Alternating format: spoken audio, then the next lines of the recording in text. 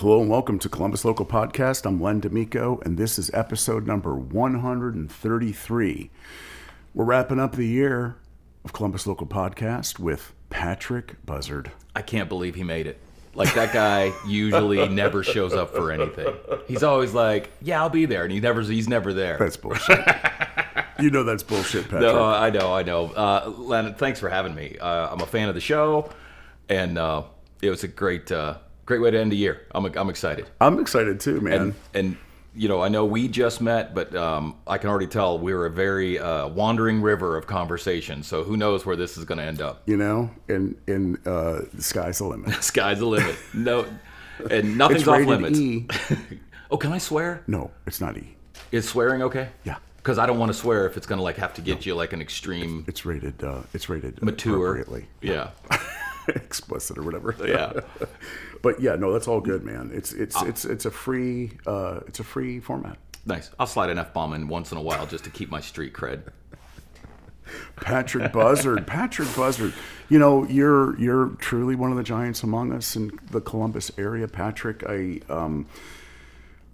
know you've been engaged in a lot, and I think what might be a great thing to do, I think what people are interested, what I'm interested in personally, what's the Patrick Buzzard story, man? Well, first off, giant might be a huge exaggeration, but I appreciate you. I appreciate you for that. You know, they say, you know, success is sometimes just showing up, right? And brilliance is overestimated, and consistency is underestimated. I've been that guy for a long time, that I show up and I try to do as good as I can, and I try to leave as little of wake in my background as possible. So I appreciate you saying that. That's all good, man. As far as my story, so I am originally from Western Pennsylvania. I grew up in a small town called East Brady, right along the Allegheny River, one of the two rivers that form the Ohio.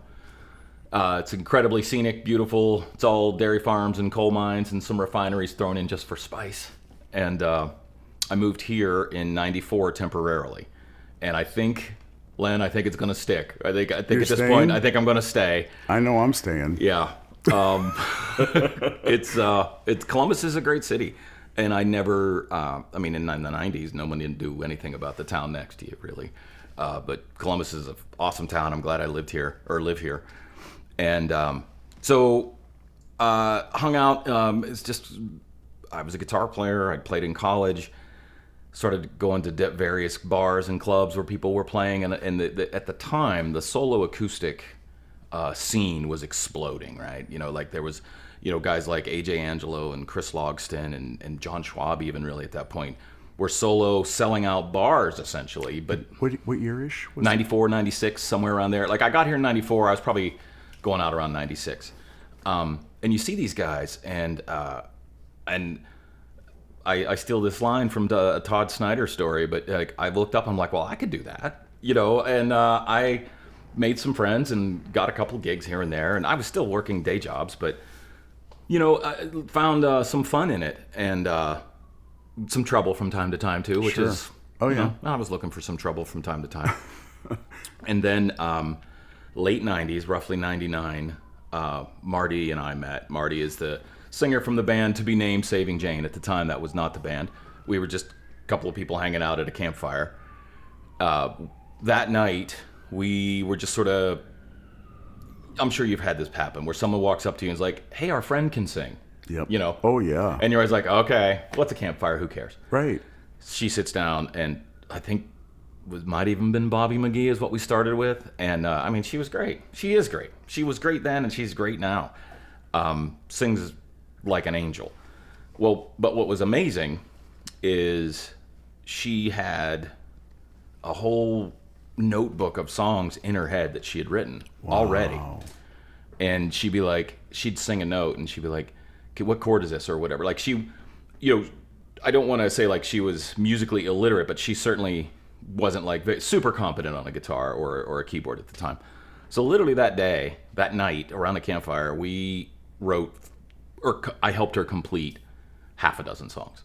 And at the time I was working on a record, and I was like, hey, we should work together. Like, I don't call me crazy. I'm like, I tell you what, you help me with some backup vocals or whatever on my stuff, and I'll play guitar on yours, and I'll introduce you to the guys. And I don't know if you... Am I allowed to ask who this is, this person? We didn't... Marty? The name? Yeah. Marti Dodson. Marty. Okay. Yeah. So Marti Dodson, she was an Ohio State student at the time.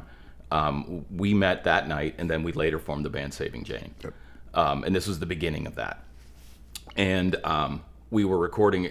Do you remember Workbook Studio? Do you remember that at all? I don't.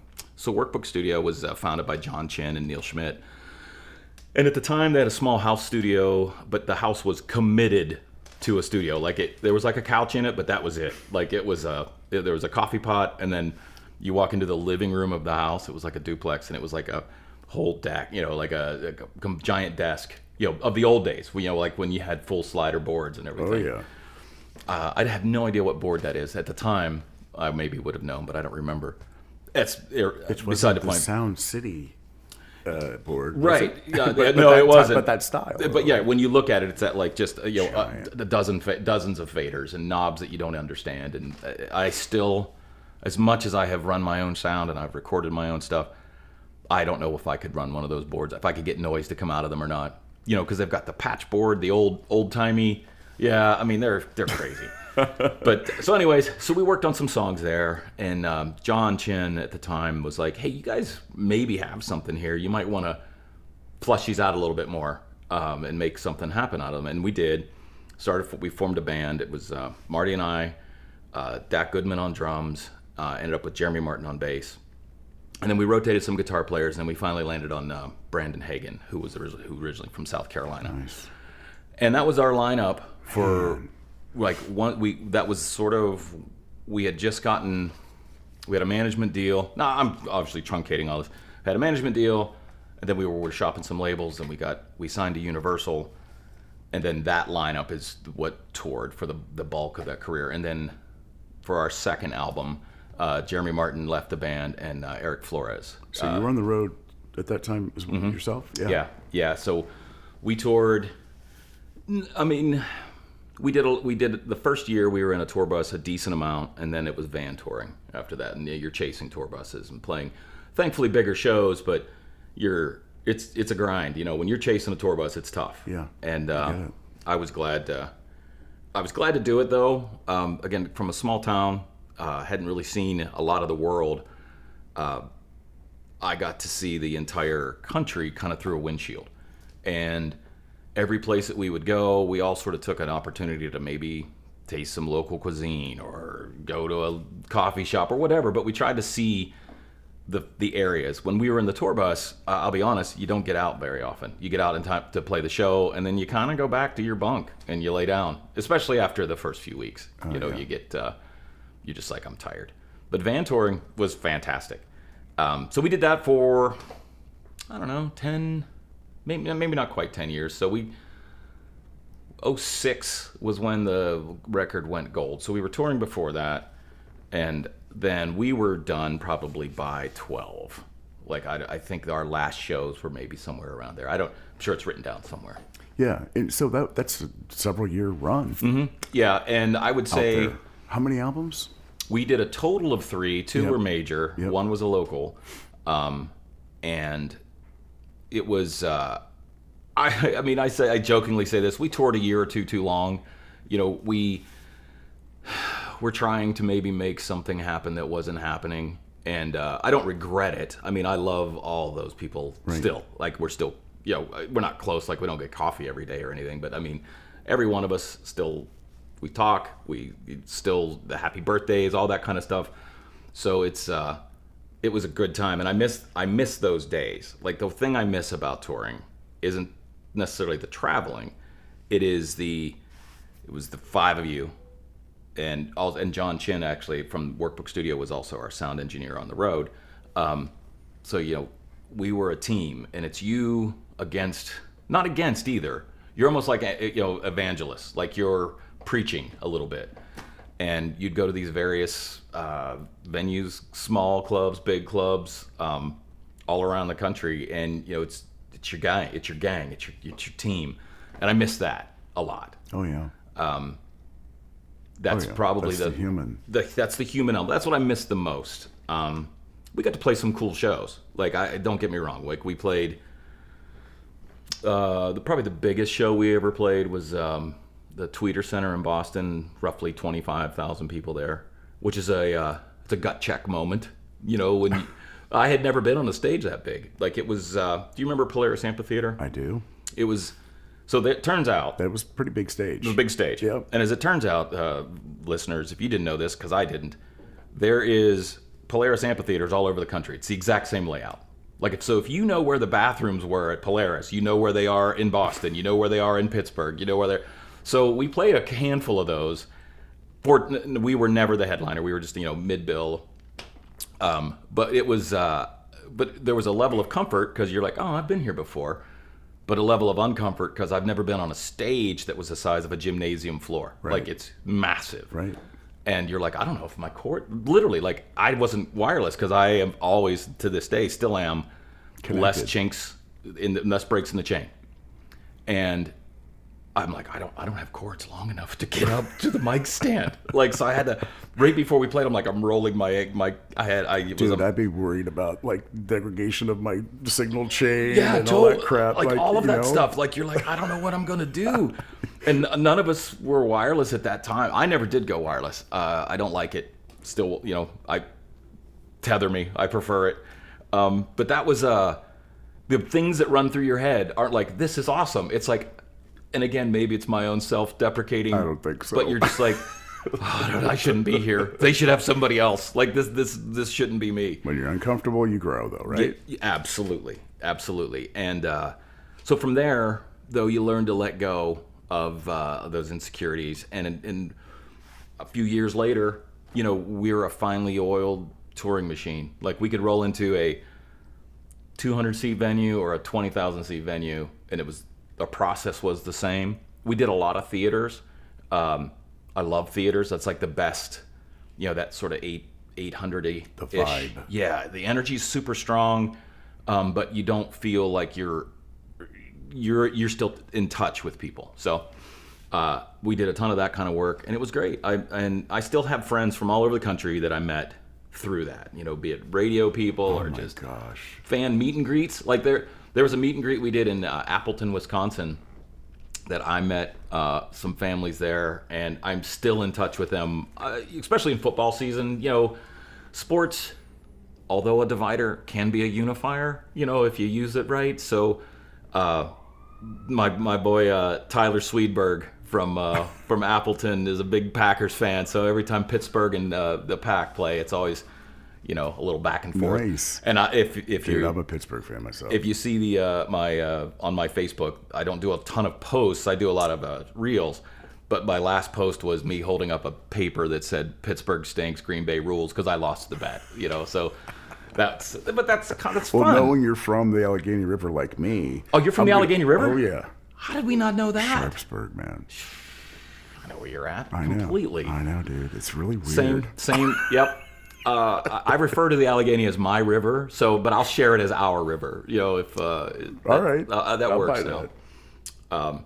So then, towards the end of Saving Jane, I was playing around with songwriting. Now, I will say this: Marti is an intimidating songwriter to work with. I love her to death. Still, we will be best friends till we like.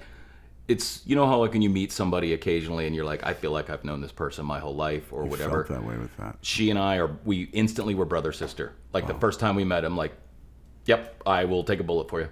It's that kind of a relationship and rapport. Approximately how many songs did you guys write together?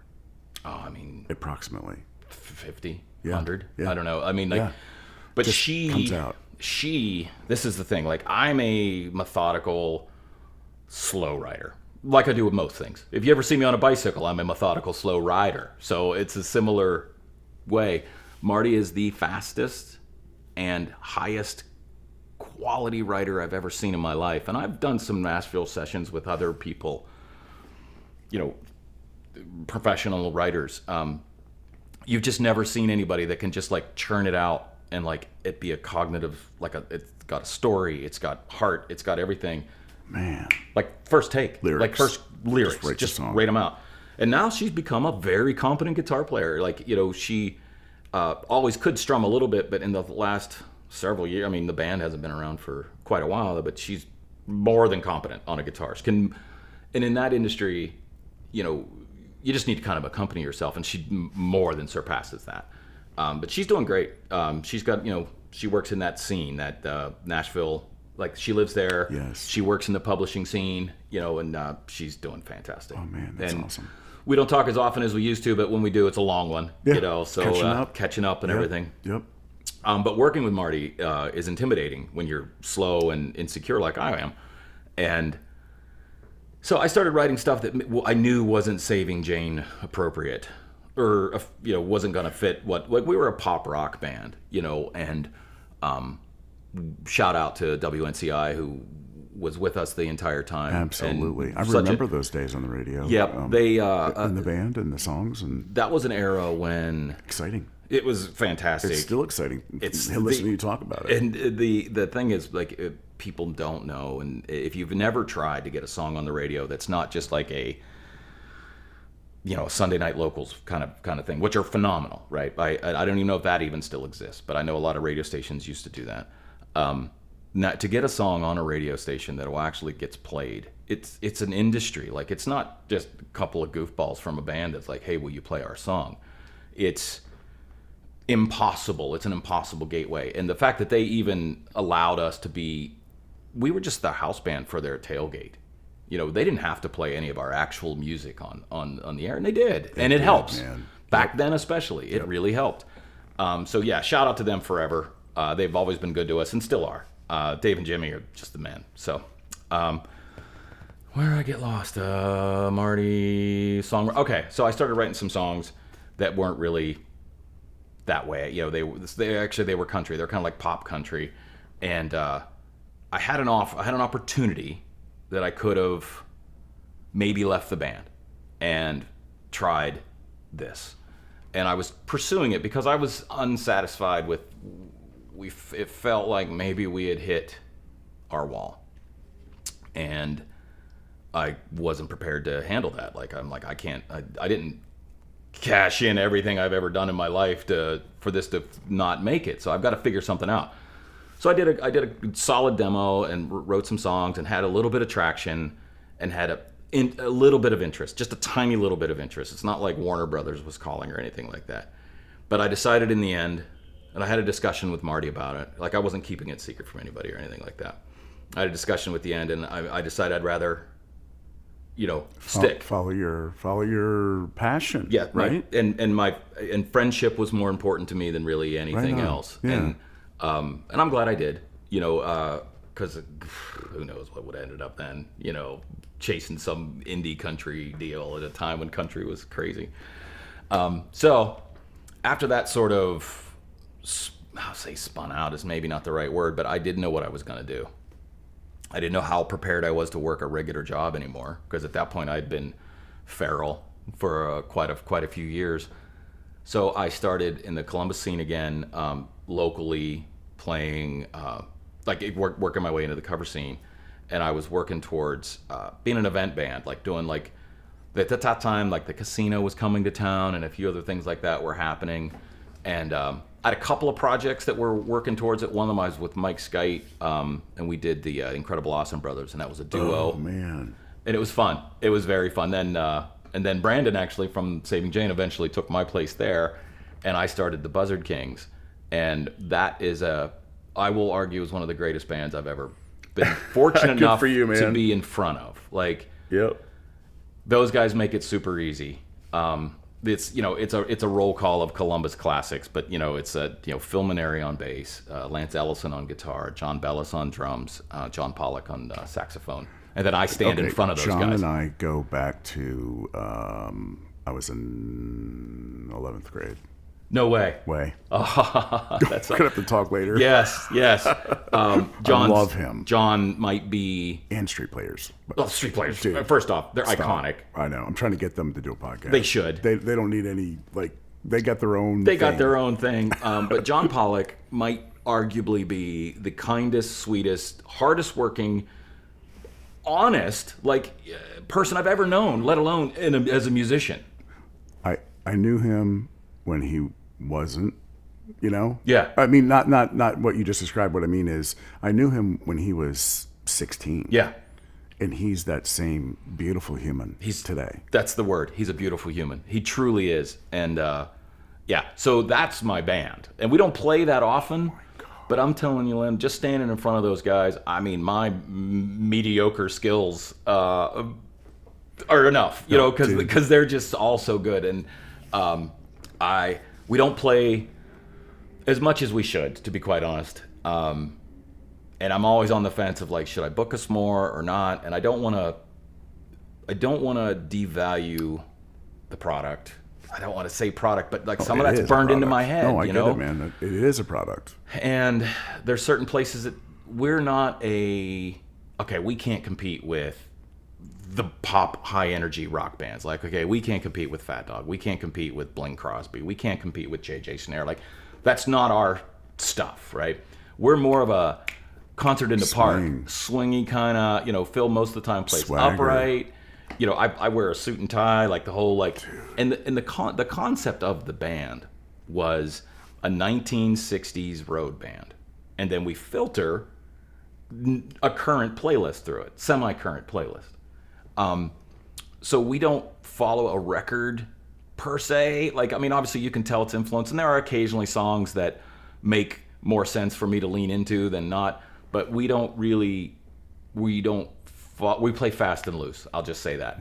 And it's a true joy every time to step on stage with those guys.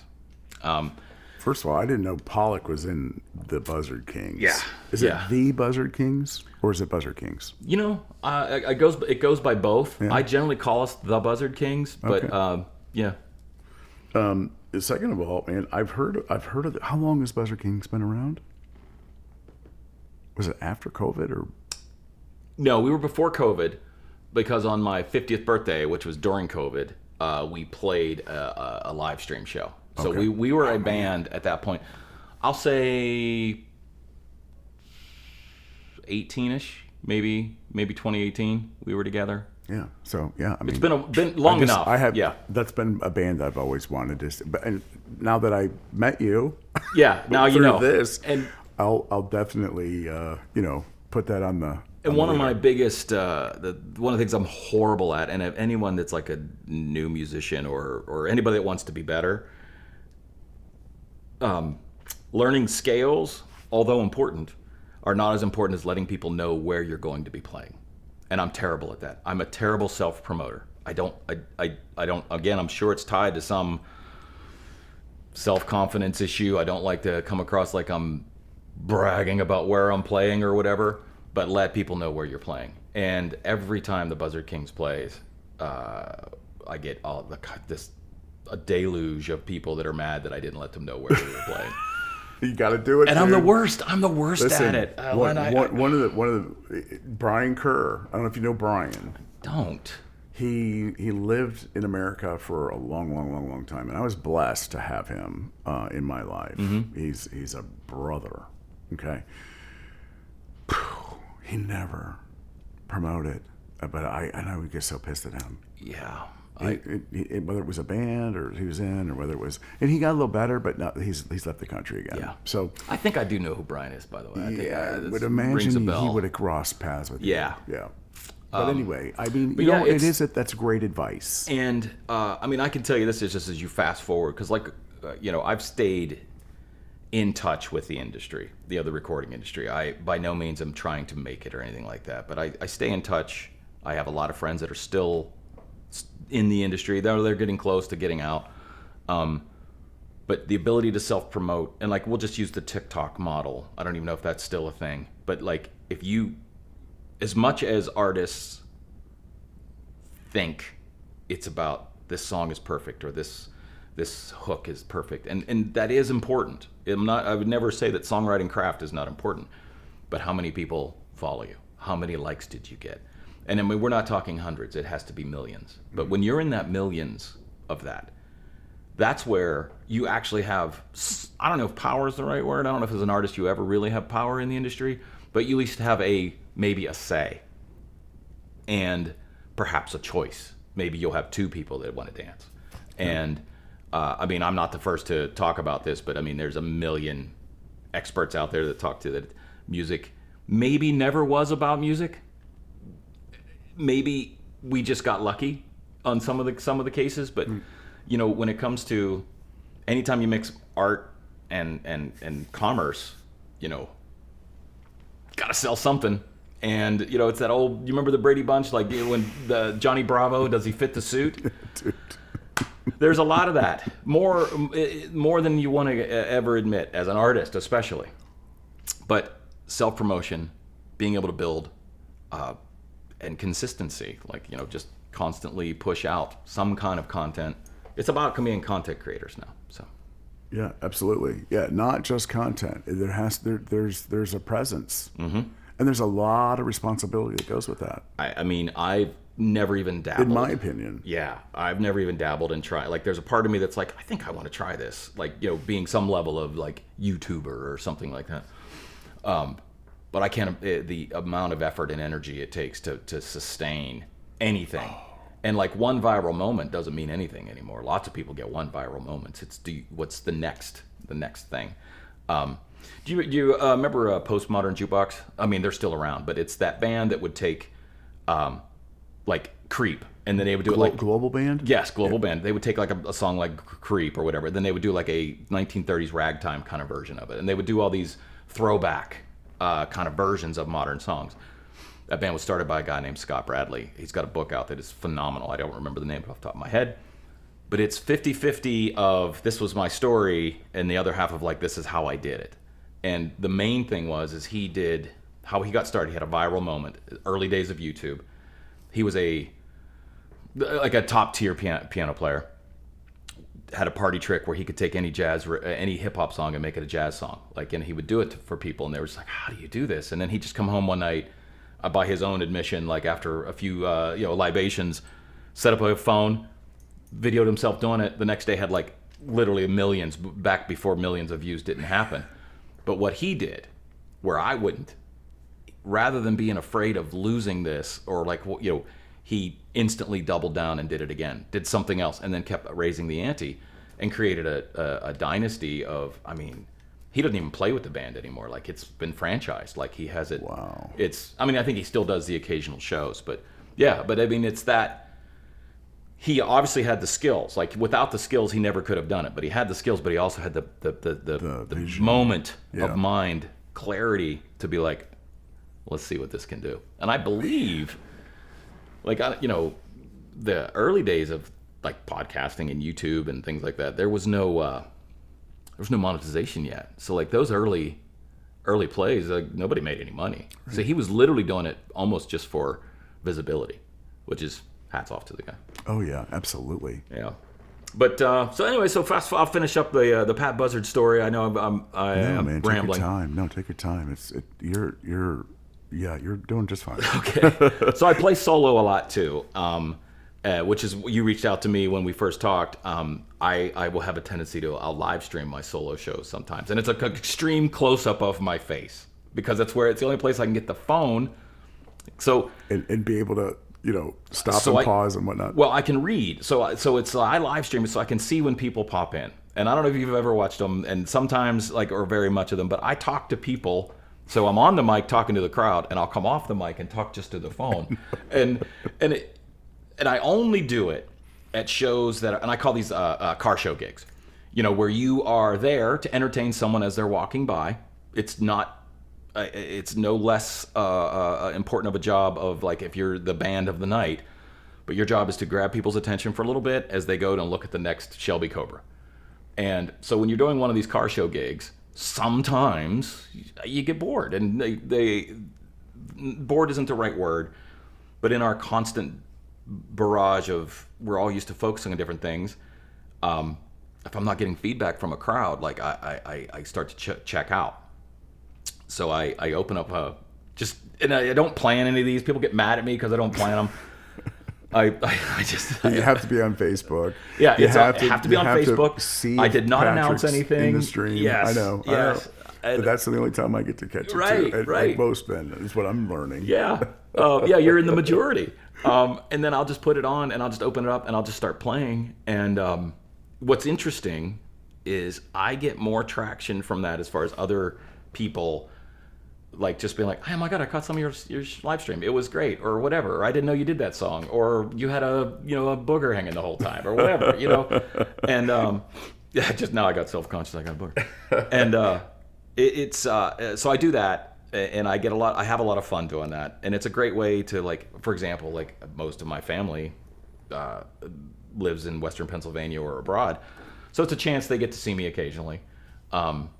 And then, they throw their requests out from the old days when I was first learning guitar, and I still am learning guitar. I think anybody that has mastered it and isn't learning anymore is lying, Oh, it's such an awesome journey, though, man. It's fantastic. My style and preferences have changed multiple times, but the instrument still tolerates me, right? It'll still let me try, and I appreciate that. I think everybody needs some kind of muse. I don't care if it's writing, sculpting, painting, music, something. You need something that doesn't judge you for trying. Right. And I know, like, I'm making an inanimate object have feelings, but like my guitars don't judge me. I'm the one that judges me. I get that. And I appreciate them for that. And there's a few, I've bought and sold hundreds of them. There's a few that'll, they're coffin guitars. They'll go with me. Hey, are you in the market for any new Telecasters by chance? Maybe. All right. Yeah, I have a whole garage full of that stuff. Yeah. So my main telly, the one I toured with, it's a 52 reissue that has been hot rodded to the end. Like, it's not, there's nothing, it's Original, it's American standard, but and it's that perfect butterscotch, with the black single ply pickguard. But it's got Fralin vintage hots in it now. It's been jumbo fretted, because at the time I had these gorilla-like hands that I just would knock everything out of tune. I used to run 12s on my. Oh, really? Yeah, I was an idiot. But then during COVID, funny story, I accidentally cut my fingertip off, and fortunately it was able to be sewed back on, but I couldn't play for a very long time. I had this massive bandage, and at the time I wasn't sure. It was my left index, and if you're a guitar or bass player, that's a pretty important finger. Yeah. I didn't realize it at the time. I'm like, from now on will never, if I'm going to cut a fingertip off, it's going to be one of the other ones. That's the deal I've made. Yeah. No Wyoming pinky soloing if the pinky's got Yeah. But, so, but I was trying to find a way to play and keep my sanity, and I was messing around with slide, and I'm no slide player, like, at all. But I'm like, this is all I've got.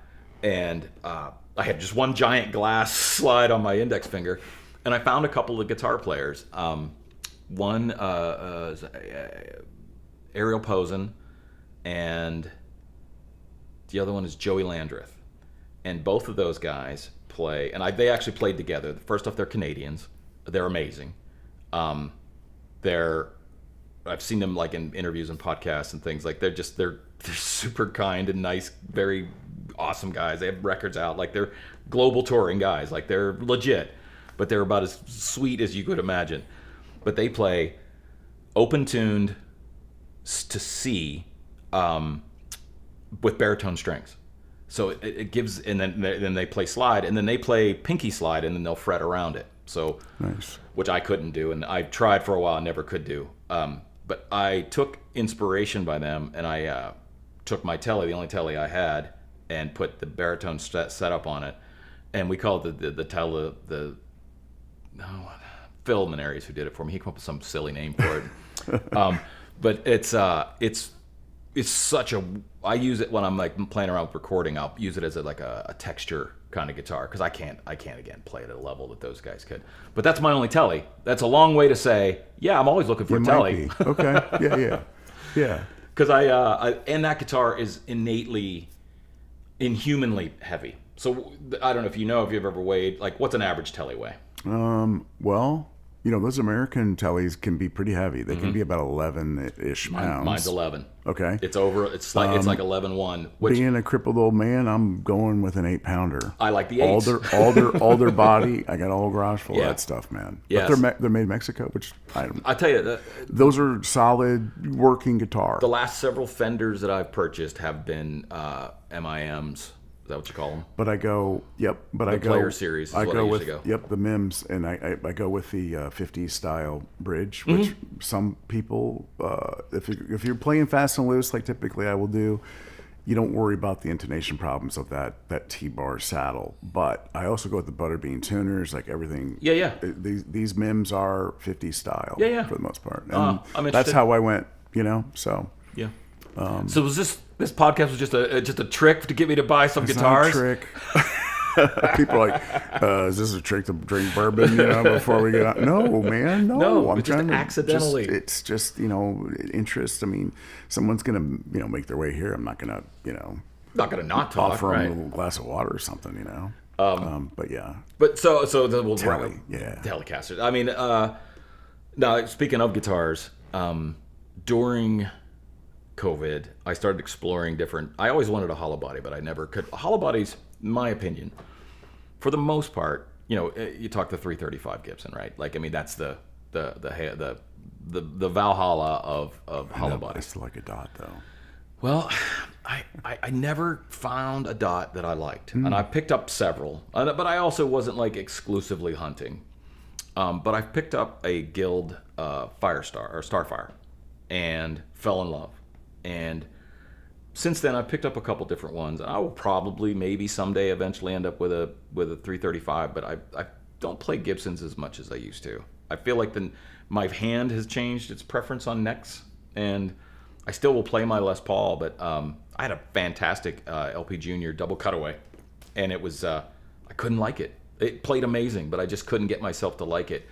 But I picked up so I still have that. I have the Starfire, and then I got a Fender Coronado 2. So it's got the 2 pickups, and I got it as a basket case. And then again, my good friend Phil Maneri put it together for me, and then we did some opportunistic changes. So the Coronados were not known for having an extraordinary pickup system, right? Especially at the time, they weren't. They were outshined by Gretsch and Gibson.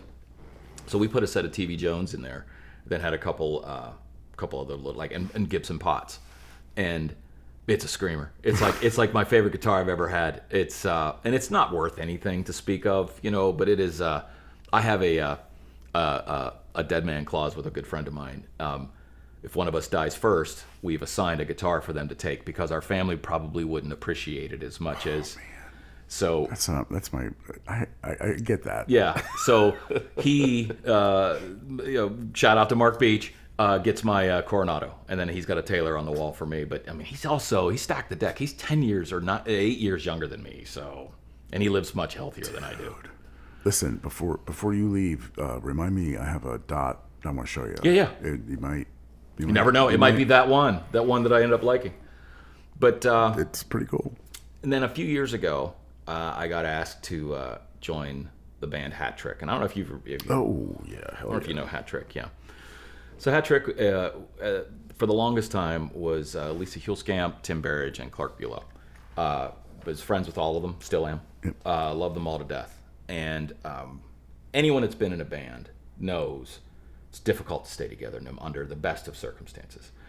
They managed to hang in there over 20 years with the same lineup. Like, there might have been some bumps in the road, and it's not my story to tell, but still, over 20 years. I think actually it's closer to 30 years that they made music together. And as a fan and a friend, I always viewed them as just elite. The way they played, the way they approached songs, their harmonies. As a guitar player and as a vocalist that can at least get by, big harmonies are that thing that, like, when it happens, you're just like, oh my god, I can't. That's what makes a song. And I always they were just masters of it. Well, a few years ago, Clark had left the band, and they asked me to join, and I said, as much as I took it as a compliment, I'm like, I don't want to be that guy. You know, like I have too much respect for everybody involved. They're like, okay, well, would you just play a show with us? I'm like, sure. You know, and it was amazing. And you know, I mean, like I'm just this middle of the road baritone. You're having fun, dude.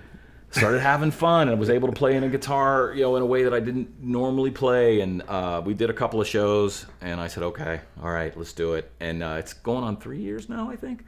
And it's been great. And it's our first year we played too much because we were just like, let's just play until we, you know, let's figure out who we are. And I think we've got it figured out, but we have a couple of residency gigs, like we play, you know, locally. Both of the Fidos on a regular basis, like first Friday and third Friday, and then a few other places like that. And in the summer, a lot of the wineries and things like that. So it's really fun. They couldn't be sweeter, kinder people. It's not, and I will say this, I've been blessed that I haven't had a lot of drama in bands over the years. There's occasionally, you know, dust-ups, but I've never been in a situation that I thought was unrecoverable. And they're the best at that I've ever been a part of. Like, again, some of it is the long term, the commitment to each other. Like, there's just no drama. It's just fun. We show up, we play. It's awesome. Heck yeah, man. Bump knuckles. See you in a week. You know, it's awesome. And we're all, you know, again, I say geezer in the greatest way. Like, we're there just to play some music, and also we don't take a break. So it doesn't matter if the gig's 3 hours, 4 hours, whatever. We just play straight through. Mm-hmm. It's brutal. Yeah. Well, I know, brutal. But that's, you know, that's how that band is. Yeah. Yeah, and it's always been that way. You know, that's the hat trick way. So, and that kind of brings you up to now. Like, I still take the occasional solos. You know, I told you before we started, you know, my son's 12 now. He is definitely my main focus. Like, I coach Little League, and I go to dive practice, and that's so good. He's into musical theater, and it's totally awesome. I had zero education on any of that kind of performance, right? Like, I understand mics and lights and stages, you know, that stuff I get.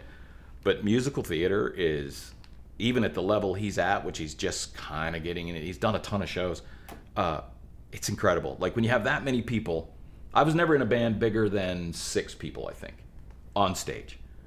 Maybe, might have had a 1-7 band for a while, but most of the time, the biggest band I think I've ever been in, been a part of, is 6 people pointed in the same direction. And that's an awesome feeling when it all clicks.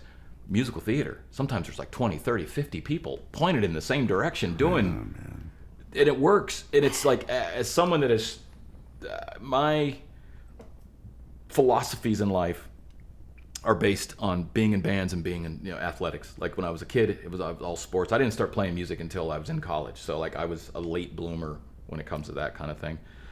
And to have been educated in teamwork before I started playing in bands was the best thing that ever happened to me. You know, so that's how I view everything. Like, if we're playing baseball, I'm the pitcher, you're the catcher. I'm not going to tell you how to do your job. You have the job because you're the catcher. Do that. Drummer, I'm not going to tell a drummer. I might have an occasional opinion. Yeah. But I trust the guy to do the job. Yeah. Do your job. You do what you do. I'll do what I do. We'll figure it out. And that's actually the magic of the Buzzard Kings, is everybody nobody's there to tell anybody how to do anything, because none of us would listen to each other either. That's the other best part about it. But, so get this. We don't use monitors. We don't run everything through everything. My vocals, the vocals are the only thing that come through a wedge at all. Everything else is stage volume. So the old days of doing that, you have to play to the guy beside you. Right. And you also have to leave room for that guy beside you. Right. So when a sax solo's coming up, we gotta open a door. Yeah, but back it down. Back it down. Give him the shine. Give him some room. Right on. You know, it's that sort of like that bluegrass mentality of, now you're up on the mic, now you're up on the mic, and that's a teamwork philosophy, where modern technology has allowed it to it's not as important. Like, you don't have to be a team anymore. Everyone can somebody's gonna mix you. Everyone just goes full speed. Mm-hmm. Like, I think you could break the volume knobs off of guitars anymore. Like, nobody even, what do you turn them down for, you know? Exactly. Maybe if you have P90s. Exactly. But, you know, the sound guy's got to be aligned to that philosophy as well, right? Yeah, I was fortunate. Everybody does. I was fortunate enough that I've been in several bands that had one full-time sound guy.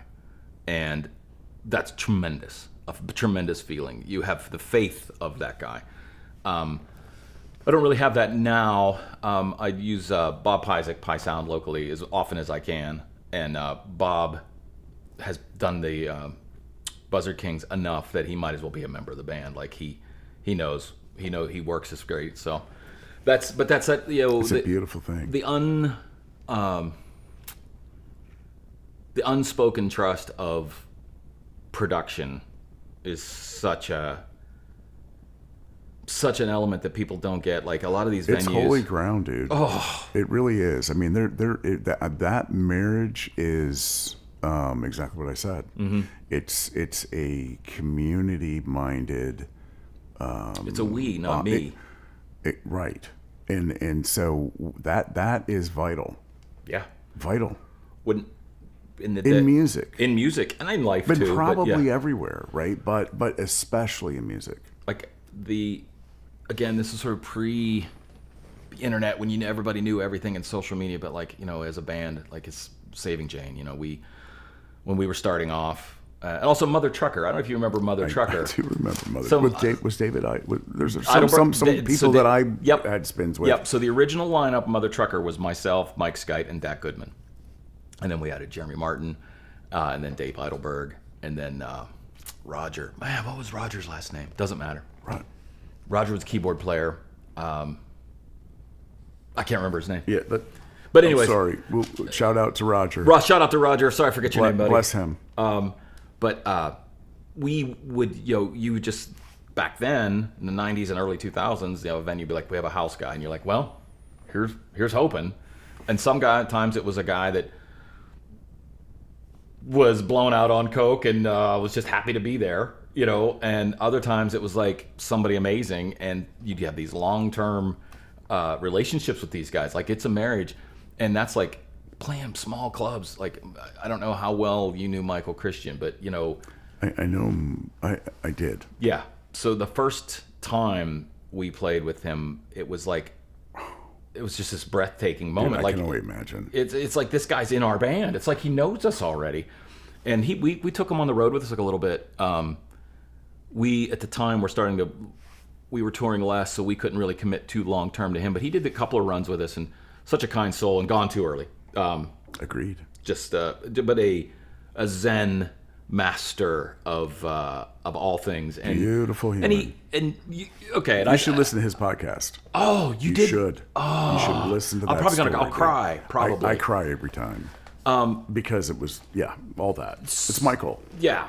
So I'm Gen X, and the Gen X snarkiness, like of sound guys, like it used to be. Oh, that sucks. The sound guy would be the first to tell you. They're like, oh, you're terrible. Turn that down, or all this stuff. And Michael was this breath of fresh air of just, he was on your side. And always. He was rooting for you. Every level. Dude, he, I mean, I'm this hack, right, on the fringe, right? Yeah. He still invested. Yes. If you were there, you were important to again. That's what makes me weepy with this person. Yeah, he was loved him. Yes, a phenomenal human being. But yes, and the snarky sound guy, although I miss that person too, like that kind of rapport and relationship was great. And sometimes they were right. That's the other thing. Is sometimes they were like, you do need to turn down, or you're whatever. So. But yeah, no, that can't be said enough. Live sound, guys that handle it, and it's becoming a lost art because I think live music is, Len, it's not in a good place. I'm not saying it's dead, far from it, because music will find a way. You look at the history of music, music has been around longer than history has. Like, it will find a way, and the youth are always drawn to it. And it will emerge, but what's going on right now as far as like how to consume it in a live environment is getting harder and harder. And I'm not sitting here with like, here's what I would do. It's incredibly difficult. Like, how do you convince a crowd post-COVID to come to your place, to be quiet enough that the band can play, loud enough that you're not drowning out the bartenders?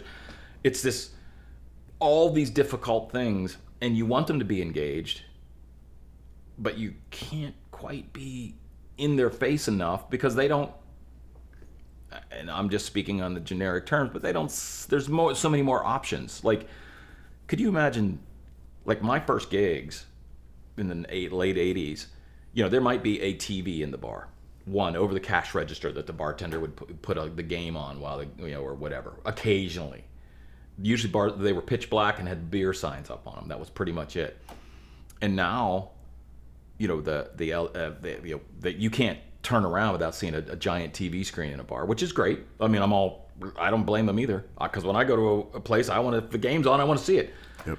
And then now we all have an absolute entertainment mecca in our pocket. That if I don't like what's playing, if I don't like what's on the screen, I'll just scroll. I know, man. I know. It's hard. It's very hard, and I don't know the answer. I just know that it will find itself, and I do think the AI phenomenon of music is going to find its natural curbs, and it'll fall into its lane, just like everything else does. Yep. It's Yep. like A new genre. yes, It's a new genre. it's a new genre, and it's gonna get really, really, really, really popular because it's gonna be in a lot of people's lives outside of entertainment. But I agree with you. I think it's a genre. It'll be interesting though. yeah, it'll figure it out. Yep. It always does. Yeah, I agree. But so that pretty much brings you up to speed with a couple Patrick with Buzzard most is of busy, my time. people. He's busy. He's a busy guy. I did have so this is my Thank you for doing that, dude. It's like, it's fun for me to go back through the memory lane of stuff. through. Yeah. My only unresolved project that's currently going, it's called Midwest Moonbase. It's myself, John Zook, and John Bellis. Oh, I know, right? Like there's two mountains, and I just happen to be there. Zook's, is he doing work with Sid and Alexis? Yes. Okay. Yeah. That's what I thought. Zook He's phenomenal. Might be Phenomenal player, right, dude. Yeah, he's incredible. Again, incredibly kind, incredibly sweet, Great human. and his chops are just like, what? How do you even do that? He's kicking ass with those guys. But we That's started fun band. during COVID. We called it our golf game, but we had an opportunity to sort of safely get together and make noise. Like it wasn't really for any other reason, just to jam. And one day I was like, hey, I kind of wrote a song that I think we could figure out. You guys want to do that? And then we put together 10 or 12 songs that we wrote together. And I did a couple of live demos where we just set up and just played them how we've been playing them live. We did some opening acts like after things got working through.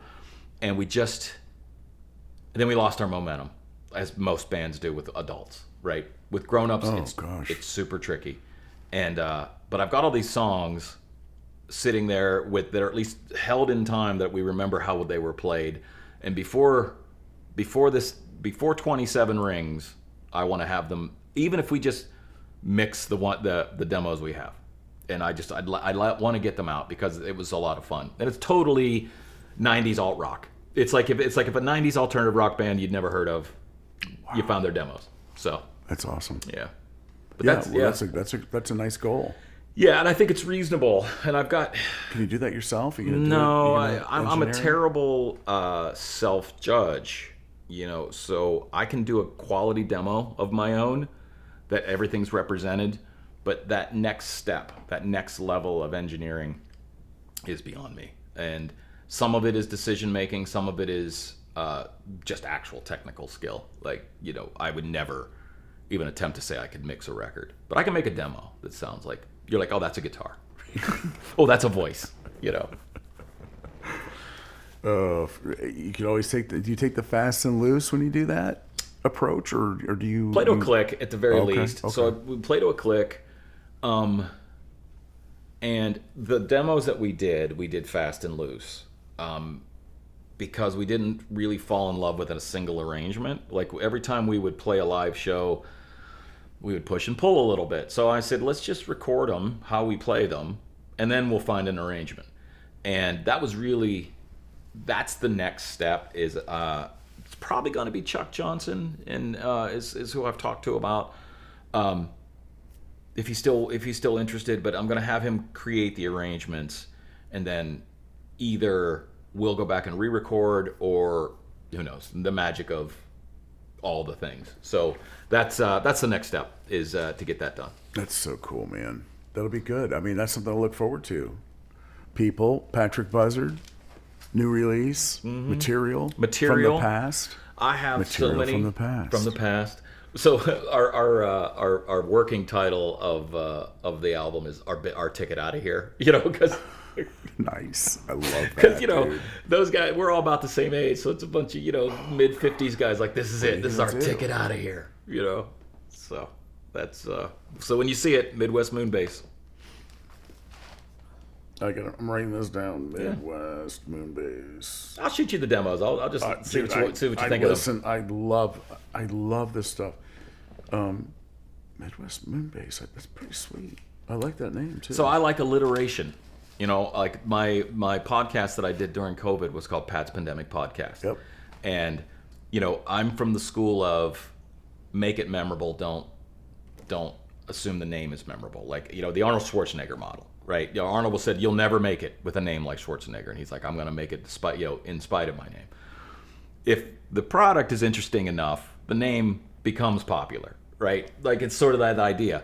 So, and I just always loved alliteration, and what I wanted the band to be was Midwest Medium, and where a friend of mine had just he was at a gig and was like had a cool shirt on. I'm like, "Man, that's a cool shirt." And for whatever reason, I'm like, "What size is that?" He goes, "Well, I bought it in New York, so it's a New York large." He said, "But it's a Midwest medium." and I'm like, "That's exactly right. That's a Midwest medium." And so then when we started the band, I'm like, "I want it to be Midwest medium." I know it's whether you like it or not, I don't know. And then love it. Turns out when you Google Midwest medium, it's a bunch of like psychics and things like that. So that's why Midwest Moonbase is Moonbase. Come on. It's fun. Come on. Yeah. I mean, the imagery that hits me too. On the album cover. So you got that all worked out. I have a few working ideas. One of them is the standard, the American Gothic. The farmer and I believe it's the daughter. We all sort of accidentally call it the wife, but I believe it's a farmer and a daughter with the pitchfork with the farmhouse. Interesting. But I want to replace the farmer with an astronaut and the daughter with an alien, and just still with a pitchfork. But that's it. That's the album cover. Beautiful. So, if somebody steals that, I'm going to be so mad. Oh. I don't edit, Patrick. That's okay. It's a live recording. I'm allowed to be mad. It's a function of time for me.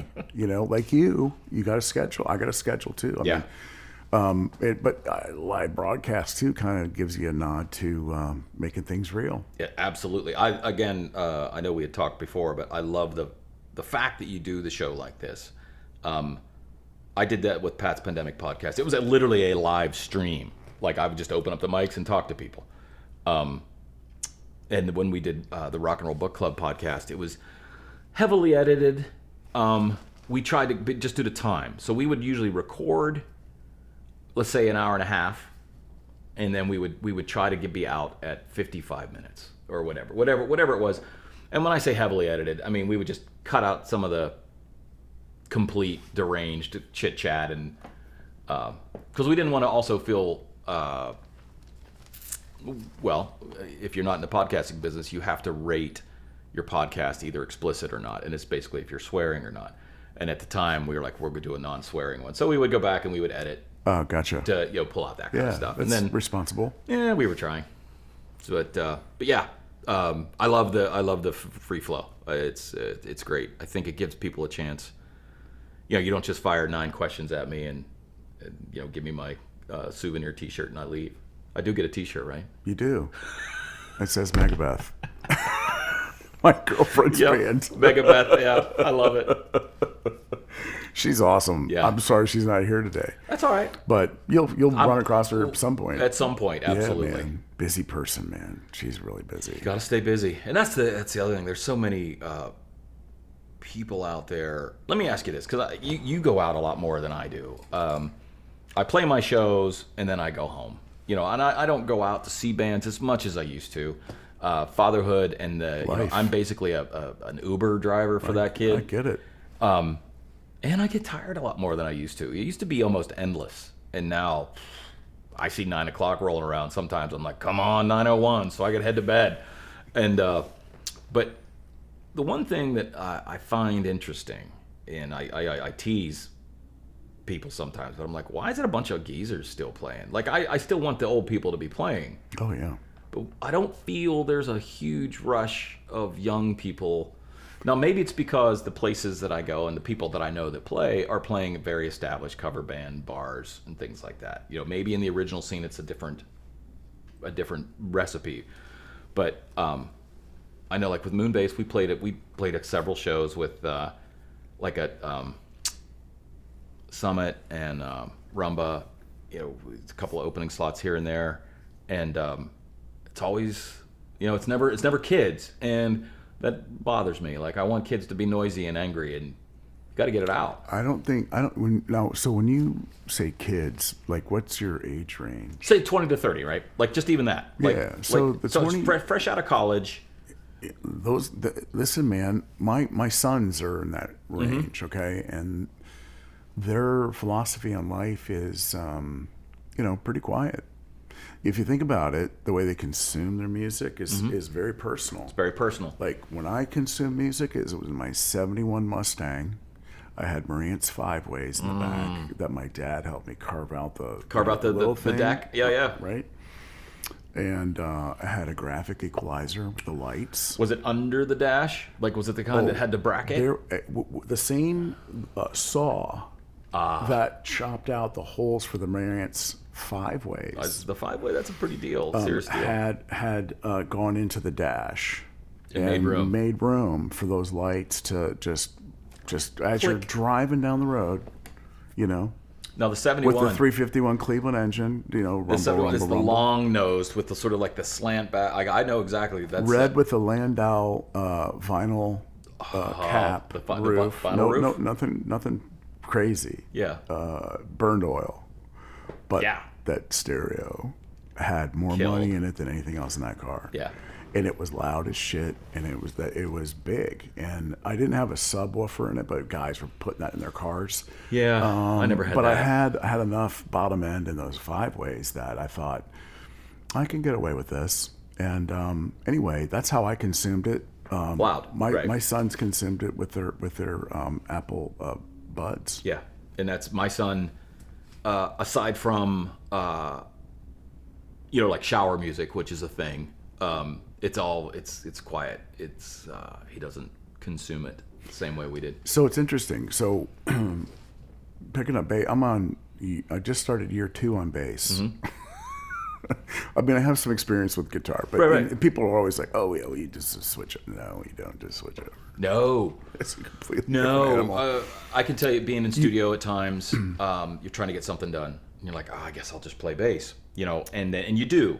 And I would like to point out that although I've played bass many times on a recording, I've never been a bass player. Like, can I hit some notes? Can I hit some root notes? And can I occasionally do something that sounds like it might be bassy? Sure. And then when you put it in the hands of a bass player, you're like, well, that was dumb. Why did I not do that in the first place? Like, have them do it. And, you know, when you see... So the short answer is, I'm with you. Oh. Because in your mind, as a guitarist, you're like, well, it's only 4 strings instead of 6. Heck, this might be easier. It's not. No, it's not. And you, it's an investment if you want to go that direct. And for me, it is. But I want to do it responsibly too. So I guess my point is, you know, playing live, I have the rig to generate enough feel to get people to move and enjoy whatever's happening, right? Yeah. But at the same time, you know, when I rehearse, I'm rehearsing with usually headphones on. So it was an interesting way to transition from rehearsing, and then all of a sudden you got to go to a stage, and then it's like, oh shit! Like I don't even understand how live rig operates. Like there's so much. I'm still a two-amp guy. You have to responsibly take. Well, you don't have to, but my perspective is, you know, consider, you know, talking to people. So get a mentor, get people who you admire that do what you want to do. They're going to be open to your questions. They're going to want you to be responsible if you're going to consider doing something in a certain way. Yeah, I don't think it's changed, you know. But I remember coming up through when you'd see somebody that like just they sounded better than everybody else. You know, you could you could inquisitively ask, like, well, what is that amp, or why does it sound like? Because they can usually tell you don't know shit. Like, they can tell that you are clearly lost. So they're like, all right, kid, here's what you should do. First off, don't do that. Don't do the sweep, or don't dime it. Like, set it flat. Like, stop maxing everything out. Yeah. Like these kinds of statements that you're all of a sudden you're like, oh, I thought you just turn it all up. Run it to 11. And yeah, I mean, some of the guys that when I was first learning how to play guitar, the things they showed me just on that basic, like, how to get to the next line. Yeah, so I totally agree, and I don't know if I'm always... so younger, so you were kind of with the younger crowd, like, so there are some millennial, they're like 30 something. So a perfect example, I think, is Cassie Early and her husband, Baba Flex. Oh yeah. Yes. Early, but Cassie is a fabulous front person. Yeah. Stage 5 Clinger. You see those guys? Yes. You have seen that? Yes. Yeah. Total creative group. Total, absolutely. They're all, when you see the band, they're all enjoying the music. The moments. It's the universal language on that stage. But if you talk to her, I think she's on the right track with how to present cover bands in Columbus. When maybe you should start. I think Christy Kemper of QFM 96 just as recently very evangelistically that's right. Saying, hey guys, start earlier, man. 6 o'clock, 7. So hat trick? Play to 8, play to 9. Because that's when people, the people don't want to party till 3 in the morning anymore. The people you want, yep, right? Yeah, the demographic you're looking for is 7 to 10. Right? The late crowd is going to be out anyways, and they honestly probably don't want a band, if we're being completely honest. Like, that late hit crowd generally wants to talk, meet people, do the things. Now, hat trick, we almost exclusively, we will occasionally band, but it's 7 to 10 only. We actually see if we can do 6:30, because the people that come to see us are of that. That's at 10 o'clock. Like, I'm wrapping up. Like, I got to go. Yeah, and things to do the next day. You have ball games right.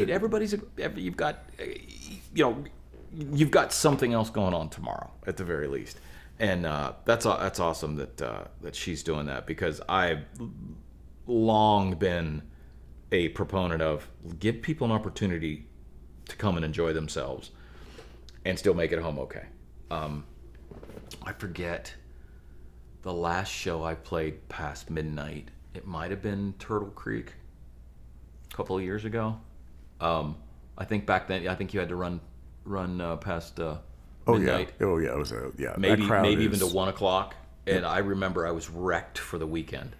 And then, 2-3 days of recovery time. I know. Yeah, man. and then I don't drink, so like I'm drinking too much Diet Coke just to stay awake, and then I can't go to sleep, and then your ears are still ringing because you get to my age bracket with those sugar-free Red Bulls, which is horrible for you.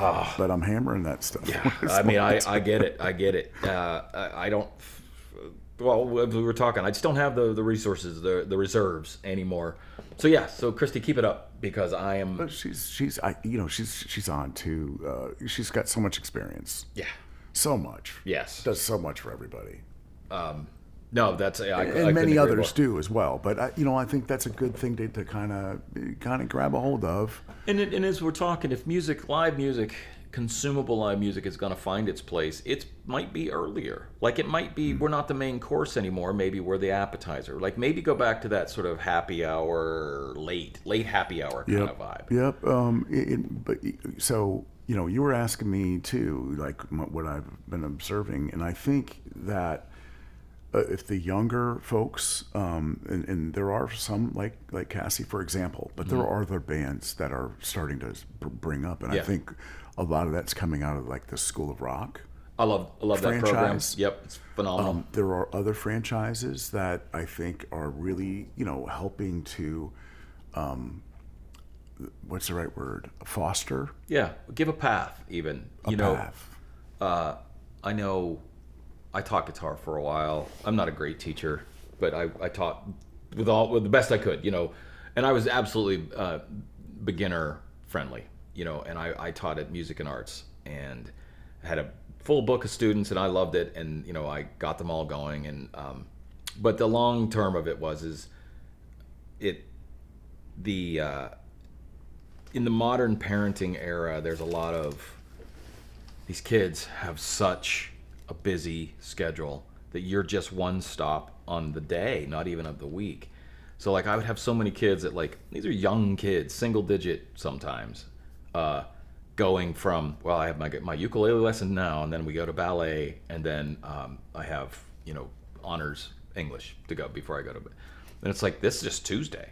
They've got that all week long, where I always say music comes from being bored. There's nothing else to do. You're like, let me just make some noise on this thing. There's got to find a way for that to happen. So I don't know where I got, but so the School of Rock thing. Momentum. I don't think School of Rock was here yet, but that was I remember sort of trying to advocate for a community day where the bass players met the guitar players, met the just sort of as kids even oh, well, Timmy plays drums and she plays saxophone and let's make some noise. And never got, well, COVID hit. I mean, that's when I got out of it, is I was going to school and was doing that at the same time. But yeah, when I was in college, you couldn't walk down a dorm hall without hearing a guitar somewhere, and bands were easy to put together. You put a bulletin board up at the cafeteria and you'd have somebody show up. But I think the School of Rock idea is teach kids how to play in a band, teach what playing in a band is like. It's like playing catch in your yard and then go and play in a baseball game. Two different things. Both are great, but man, when a baseball game works, oh heck yeah, it's something. Yeah. So basketball team. I always go back to a band, and the analogy is the championship Chicago Bulls back in the '90s, right? Mm-hmm. You had Michael Jordan, front man. Yeah. Pippen, solid as a brick. Yeah. I mean, bass always player. There. Yeah. Right? Or drummer. Yeah. The other player, and then Rodman. Yep. Lead singer. Yeah. Guy. Or whatever. Yep. The head coach, what's his name? Bill. He knew what the hell he's doing. He knew how to put the personalities together to make the machine. And he allowed them to be personalities.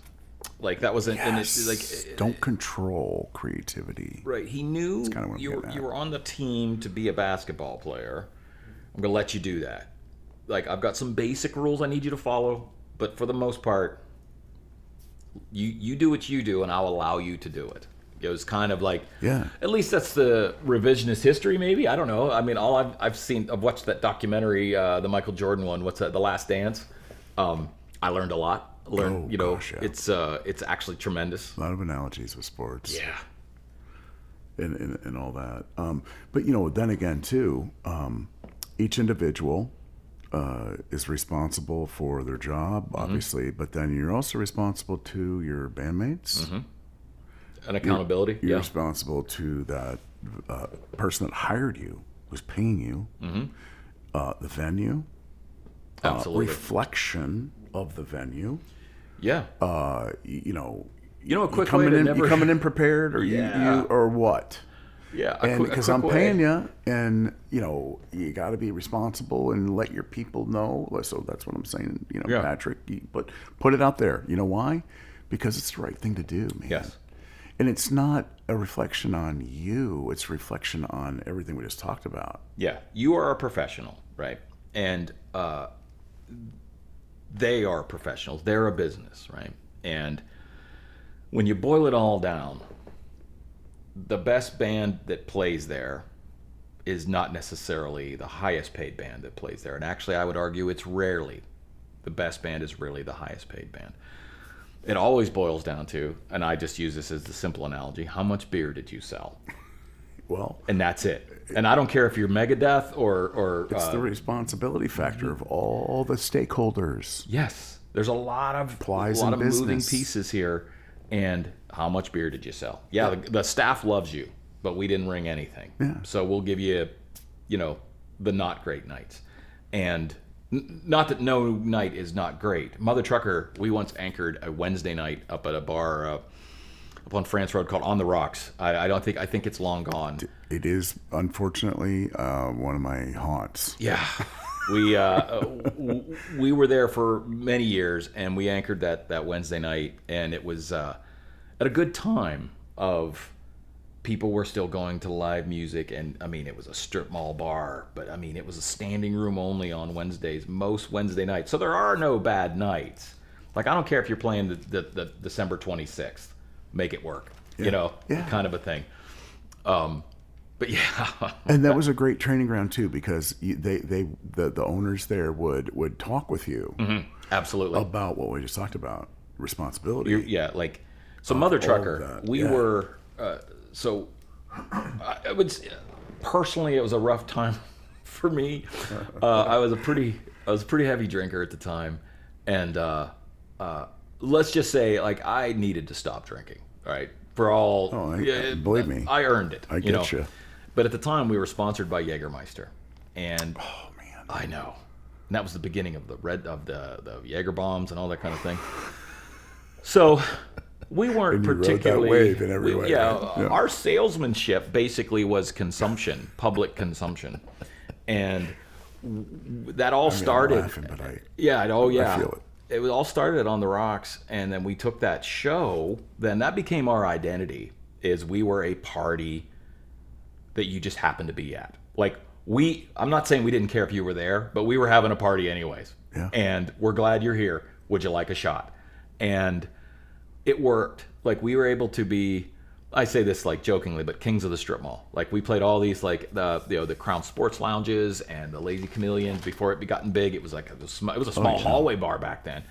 And I mean, it was fantastic. And then we'd go up to Put-in-Bay and have these legendary liver-destroying drinking sessions, but we owned our identity. I will say this. Now, I maybe took it a little too far. You lived it. A little too far. But we had an identity. Life. And we living life. Yes, living life, lessons learned. But we knew who we were, and the bars also, the venues knew who we were, right? And we might have been too rowdy for a Tuesday afternoon, but we were a good weekend party band, and they knew that, and that was the handle that you could hold by us. And I think, and I'm guilty of this too, but that's maybe the most well-defined band I was ever in. And I think a lot of bands struggle with defining, but also you're demanded now to play. Got to play a country song, got to play a rock song, got to play an old song, got to play a new song. What hip hop do you know? And it's like you can't play them all until you can. Right. And then then who are you? Right? You're a jukebox, and that's a hard road. And I've never had the skills to be a jukebox band, but when I see them, I'm always just like, salute. Like, wow. I know. Yeah, they just pull it out. They just pull it out, and they're amazing. And then there's guys like, like Hoodoo, that has sort of... Saw him last night. Dude, it was a packed Rumba Cafe. Yes. And it's weekend after Christmas, right? $10 bucks a ticket. $10 a ticket. It was the best entertainment. And that has never changed. The Old Fields originally for me, and then as they moved around, as they found their place, but they never lost their identity. They never lost who they were. Membership has changed, rolled over a little bit. I mean, there's still obviously key and members there. Spirit, though. Spirit never changed. They knew exactly who they were. The rhythm section is pretty, solid for 25 years. Yeah, plus, I mean, McClung and Kayampa. I mean, are you kidding me? Dude, I was melting. Yeah. The whole night. Just, please. I know. But what I'm saying is they take what they are and then draw it out to the finest point. Like, they are lethal. But are they a cover band? On paper, sure. But they don't feel like you're at a cover band show, right? No. It feels like you're at an event. You're at a concert. You're at something very special, right? And you're seeing craftsmanship. Condensed. Craftsmanship to the nth degree. Masters. And that's the perfect example of if you're gonna dig, you better pick up a shovel because we're here. Yeah, no doubt about it. I mean, that was Holy Land I was on last night. Yeah. With Hoodoo Soul. And they're the band's band, right? Like for everybody that's in a band, I've never heard anybody speak ill of them, but I mean, everybody's like, oh yeah, they're the top of the mountain, right? I mean, that's it. Like, what are you gonna say? It is. There was a gentleman that sat beside me, and he played bass with Tina Tucker, and his name escapes me. It was the first time he saw Hoodoo, and we were up against the wall. And when they started, I immediately left the little bar stool and had to go to the stage. I mean, it was just that's I get drawn in, and but before my butt left that seat, I said, dude, put your seatbelt on. You're gonna love this. Yeah. So hopefully, if this is Spotify, he's a Spotify listener. If he catches this for some miracle, he can respond and let us know what that was like. Yeah. Or maybe I know who he is now, so maybe I'll just reach out to him and see what it was like. I have but it's had the fun opportunity to see somebody see it for the first time. Who's as talented as that gentleman was, Yeah. And boom, it's like, wow. That's the thing, right? Wow. Like when you're looking across the table, no matter what your level of craftsmanship is, you're at least in the same room. And then when you're like, wow, I don't even know how they're doing that. Is that the same instrument that I have? 6 strings? It's a Fender, right? That's a Fender? How do they do that? So it's truly amazing. And again, the consistency, right? I mean, they're Tony's a brick. Yeah, but they're an icon. They've been doing it for... Yep. Is it 90s? Right? It almost has to be that they started First in the 90s. First time I saw them was in the 90s, and I think they were doing it way before me. Yeah, because I want to say... Not that I'm... So Marty and I started playing... our first regular gig was at Lito's Tavern, right beside Oldfields.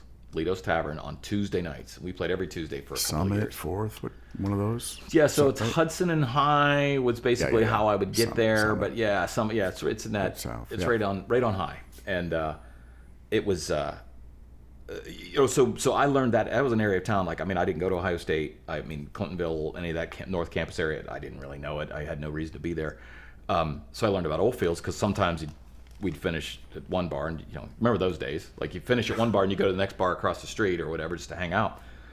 And I started going to and I loved and still do love original music. I don't think everything has to be a gold record to love it. I love seeing people just put their heart out there and just try. It's not always great, but it's not always bad. And Oldfields at the time, I don't think they did any cover music on High Street. They did when I played it. Did they?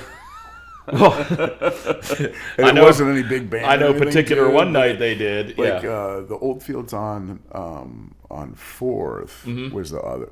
I played that one too, but not on a regular basis or anything. But for me, but anyway. But but you can see all these people playing original music all the time. And then I stumbled in one night.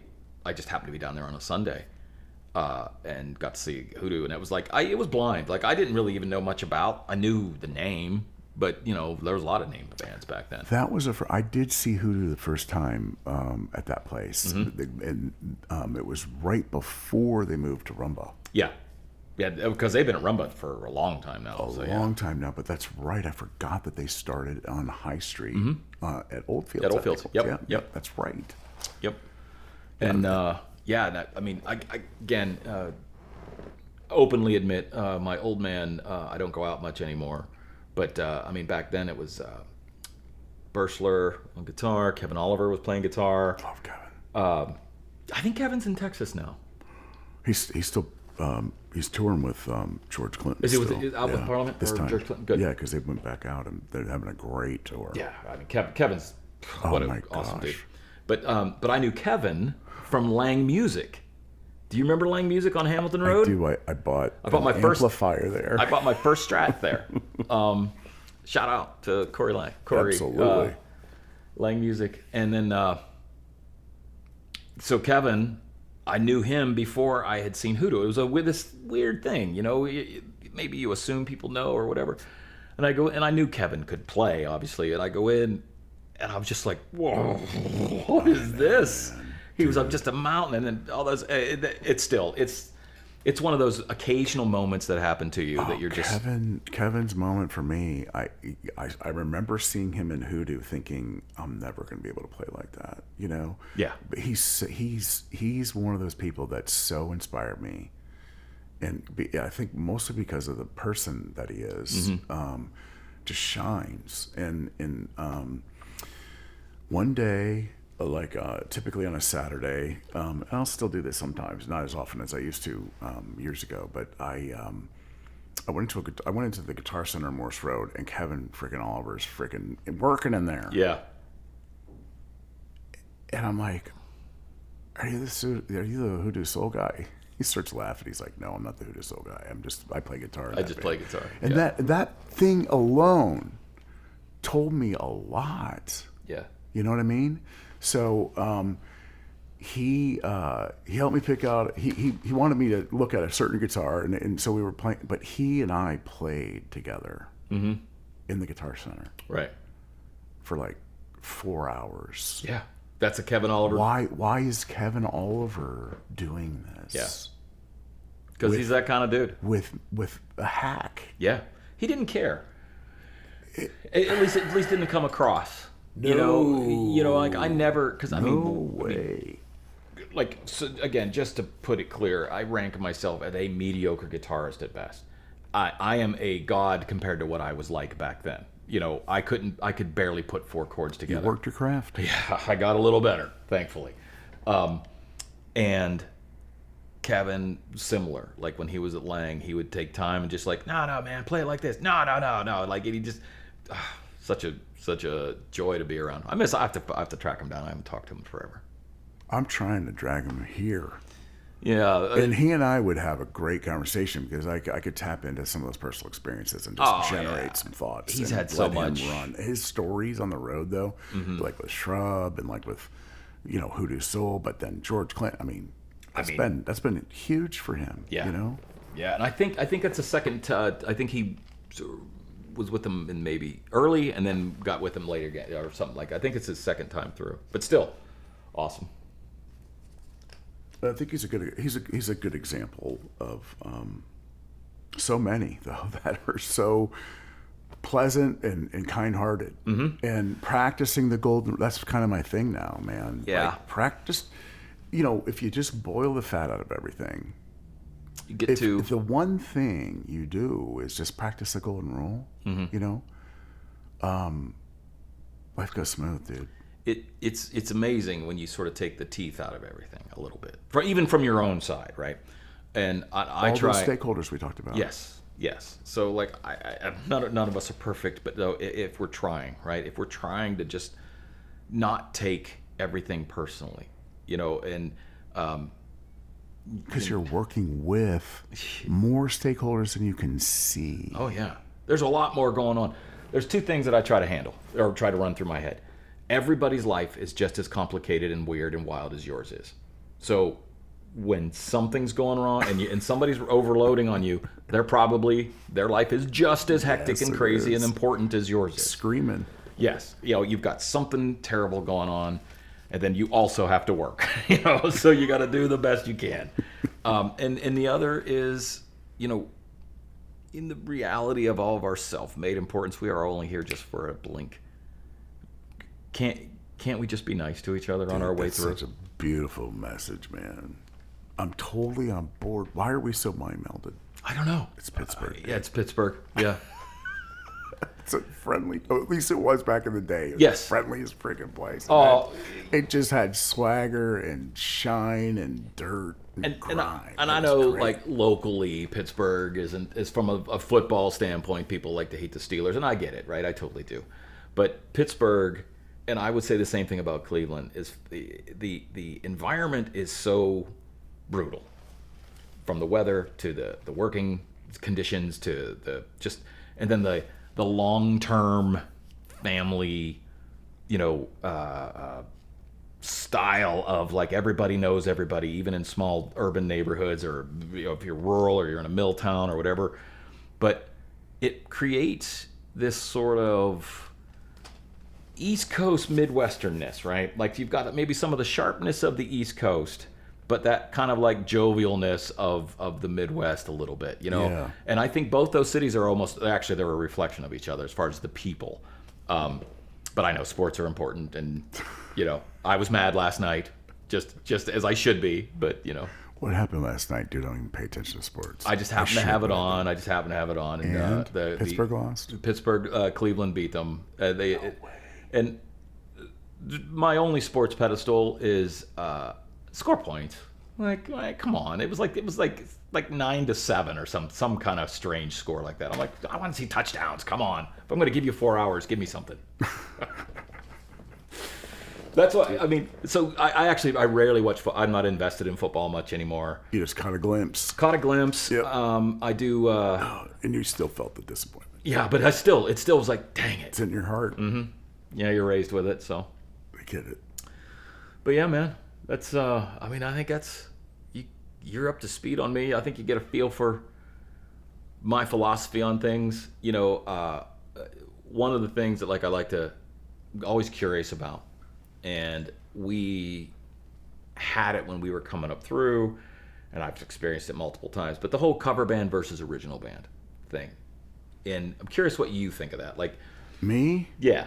Because, you know, there's always this sort of like silent rivalry, and maybe sometimes not so silent rivalry, of a cover band that's maybe super successful versus you know, I think it's easy to make it something that it's not. But I know I never cared.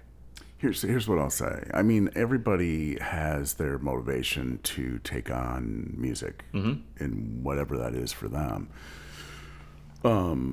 I don't think that a person honestly can effectively go into original material until they understand what we talked about. I think it's a path. With the layers of the stakeholders. Yeah. Okay, so you have to. This is strictly my opinion. I mean, because I've recorded some stuff on this analog stuff, right? Like it's out there, but it's not going to be some commercial success. But it was an exercise that I went through to learn that process. That's my feelings. Because it that is applied to. Covers, okay, that can get you out there. That's what you're going to learn your craft with, most likely. You know, the mechanics of how to attack the strings, dude, one of the biggest lessons is how are you going to serve this song in your role? And you know, there's still cookbooks out there, but experience teaches us, and kind-hearted people who know and have, you know, reached a level of that you necessarily would like to attain, okay? It doesn't need to be a rivalry, but I think it needs to be an understanding. Yeah. And the understanding is fundamental to the stakeholders that you're serving. And many times we, as a person entering music, are not coached. There's no... But there's never going to be. Yeah. There's no coach in life. I mean, you might reach to somebody that helps you feel good about what you're doing, and I think that people should do that. But back to your question, though, you know, it's a realization. Sometimes it's a hard realization for an individual to be able to see beyond themselves. Yeah. And a lot of times that's a hard lesson for a person. It's a hard lesson for me. Yeah. But you know, you learn it, and then I want to share some of those things. So thank you for asking that question, because it gives me an opportunity to do that. The stakeholders, you know, you're serving, you're feeling good about yourself because you're enjoying, you're having fun, and you're hopefully working with people that you're serving, and they're serving you, and you're in each other's shoes. Right. But you're going to deliver your role because you're prepared. Right. You're prepared, and you're going to know if it's a paid gig versus just a jam. Yeah. Big difference between the two. Huge difference. And that's, I think, one of the big dividers is most of the original shows that I've ever played in my life are free. Like, but you know, it's not free because you're in the red by the time you're out there. You know, Yeah. And that's even at a local level, let alone large level. Occasionally, you might walk away with a couple of dollars, but a good cover band can make a phenomenal living. Yep. Especially in a town as active as Columbus, Ohio. Yep. And you can absolutely. I mean, I know dozens of people that make an excellent living playing guitar, singing songs, or playing bass or whatever, and that's a gift, right? I think that's the thing. The tricky part is like where I'm from, you couldn't do that. Like you couldn't in East Brady, you couldn't play 3 bars, and make a living. Right. Like would you get paid? Sure. And even I would say that like other regions, even like Columbus is just this sort of magical crossroads of the college brings such an energy and economy to the city. And then you had the state government, and then you had all the white collar that we have here. I mean, there's Ohio State. Battelle. Yeah. Right. I mean, there's a lot of positives that keep things going, and you can go play a cover gig and everybody makes a good living, has a fun time, home by 11:30 sometimes, But yeah, I'm not a big cover versus original person. No way. I just find it interesting when people land on that. Like to me, like what you said, it's a path. Like anytime I've tried to start a band, well, we're gonna write songs, work on songs, I'll pick. That's not for me, is it? No. The Cops. No. Yeah. I got the guy downstairs. Gotcha. He'll keep him warm. Perfect. The first thing I'll do is like pick 4 or 5 songs that covers that we'll just learn in our own. Sort of try to find our feet. Like what do we sound like, and then from there, maybe start writing. That's always how I've always done it. But yeah. Yeah, that's good. That's good advice, Patrick. I mean, you've been there, you've done that. You've scraped your knee almost off. You got back up. Yeah. You learned. You moved forward. You're older, wiser, and you're sharing what you've learned, but you're still looking to learn. Oh, absolutely. As am I, dude. Yeah. I mean, it just you can't. It's an endless you can't journey. say, oh well, hey, I made it. Well, maybe you did. What a couple episodes you had John Schwab on here.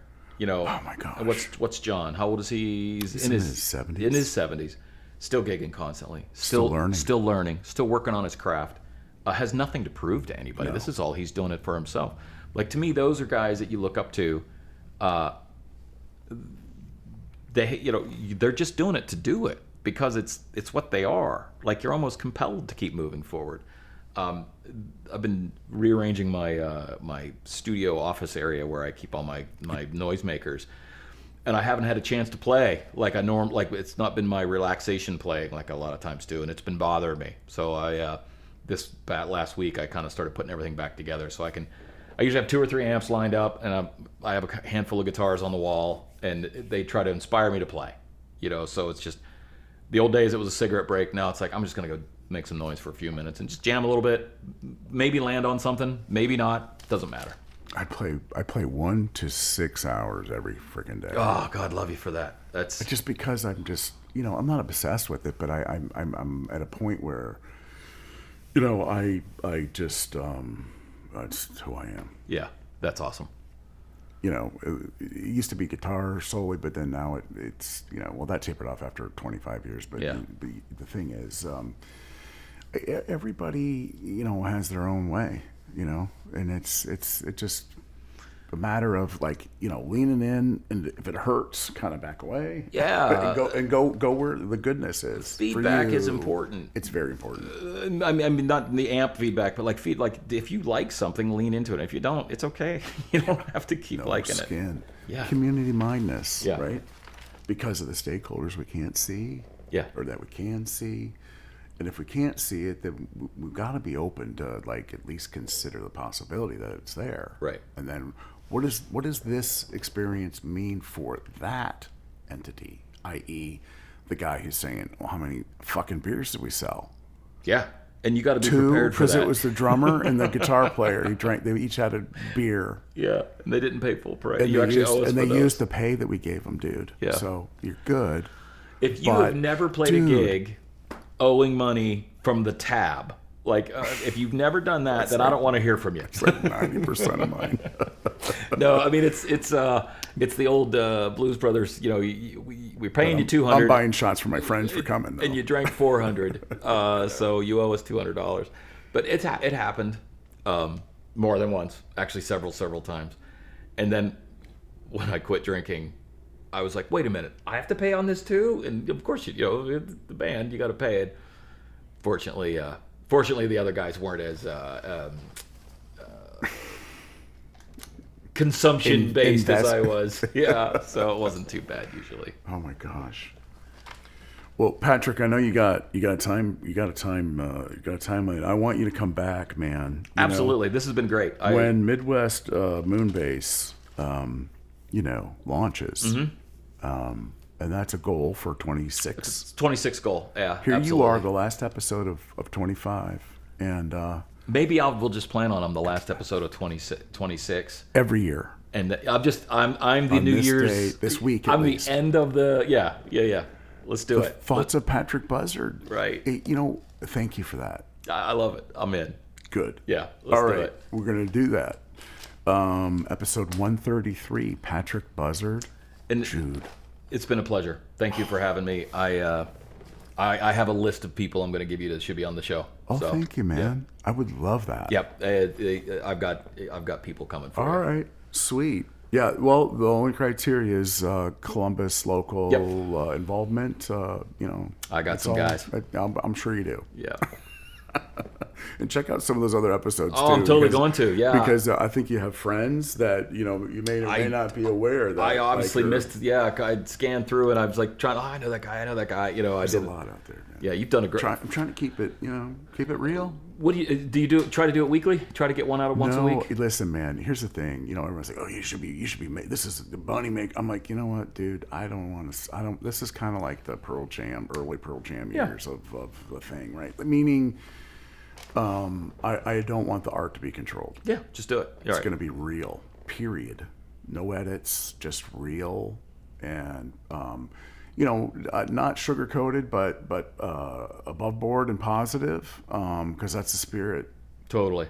That's why I was super interested because The golden rule is you're a positive rudder throughout all the conversations. There's always an opportunity to lean into something ugly, and you clearly don't take those opportunities, and I like that. So no, and I try to take the cue from the people too, and sometimes they'll tell me out front, and I'll just not. I want to be respectful. Sure. Yeah. And we all go through life, and a lot of things, might be eyeball apparent, on the surface that, oh my gosh, why are those? I don't know anything. Yeah. There's nobody serving me. There's nobody sponsoring this. It's just a pure platform. We'll keep doing it. I love it. Well, you're coming back next year. I'll be back next year. Patrick Buzzard, thanks for listening to him, and thanks for listening to the podcast. Thanks for having me. 2025 has been a monumental experience for me personally. I think for Columbus music, it's got some momentum. Things are looking good. You gotta be happy. Once again, we do appreciate everybody listening. Have a great New Year's and fabulous 2026. Stay safe out there. Bye-bye.